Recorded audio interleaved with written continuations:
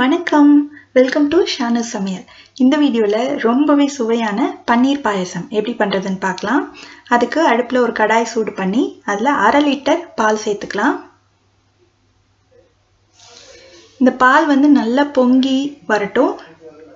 ஸ்டவ்வை வந்து மிதமான தீயில வச்சுக்கோங்க. பார்த்திங்கன்னா பால் நல்லா பொங்கி இருக்கு.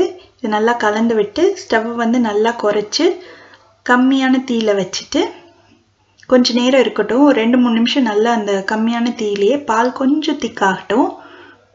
அப்பப்போ இந்த மாதிரி கலந்து விட்டுக்கோங்க. இப்போ 2-3 நிமிஷம் கொதிச்சிருக்கு. இதில் வந்து நான் 3 டேபிள் ஸ்பூன் சுகர் சேர்க்க போகிறேன்.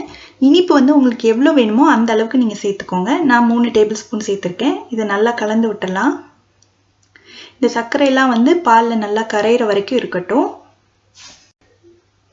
அதுக்கப்புறமா கொஞ்சமாக குங்குமப்பூ சேர்த்துக்கலாம். இது ஆப்ஷனல் தான். குங்குமப்பூ சேர்த்தோம்னா ஒரு நல்ல ஒரு ஃப்ளேவர் கொடுக்கும். குங்குமப்பூ இல்லைனாலும் விட்டுடலாம். குங்குமப்பூ சேர்த்து ஒரு நிமிஷம் நல்லா கலந்து விட்டுட்டு அதுக்கப்புறமா நட்ஸ் எல்லாம் சேர்க்கணும். உங்ககிட்ட எந்த நட்ஸ் இருக்கோ அதை சேர்த்துக்கலாம். நான் வந்து கொஞ்சமாக பொடியாக நறுக்குன முந்திரி பருப்பு, அதே மாதிரி பொடியாக நறுக்குன பாதாம் பருப்பு, கொஞ்சமாக பிஸ்தா பருப்பு, அதுவும் பொடியாக நறுக்குனது. இது எல்லாம் சேர்க்கணும்னு அவசியம் இல்லை. உங்கள்கிட்ட எது இருக்கோ அதை மட்டும் சேர்த்துக்கலாம். இல்லை இல்லாட்டினா கூட பரவாயில்ல.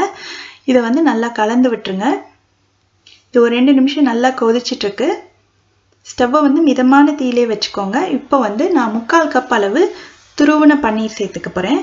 இந்த பன்னீர் வந்து வீட்டிலேயே செஞ்சது அப்படின்றதுனால நான் பாலை திரைய வச்சு வடிகட்டி அதை லேசாக கழுவிட்டு அப்படியே சேர்த்துருக்கேன். நீங்கள் கடையில் வாங்குகிற பன்னீர்னா லேசாக வந்து துருவி சேர்த்துக்கோங்க. பன்னீர் சேர்த்ததுக்கு அப்புறமா ஒரு 4 நிமிஷம் நல்லா கொதிக்கட்டும்.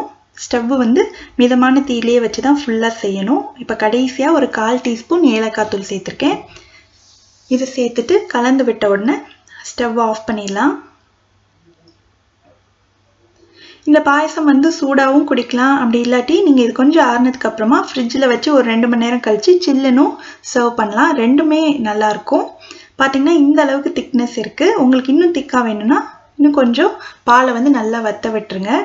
அவ்வளோதான். ரொம்பவே சுவையான ஈஸியாக பண்ணக்கூடிய பன்னீர் பாயசம் ரெடி ஆயிடுச்சு. நீங்களும் இந்த ரெசிபியை கண்டிப்பாக வீட்டில் ட்ரை பண்ணி பார்த்துட்டு எப்படி வந்ததுன்ற கமெண்ட் சொல்லுங்கள். இதே மாதிரி நிறைய வீடியோஸ் பார்க்கணுன்னா இந்த சேனலுக்கு சப்ஸ்கிரைப் பண்ணுங்கள். ஷானு சமையல், எளிய முறையில் இனிய சுவையில். நன்றி.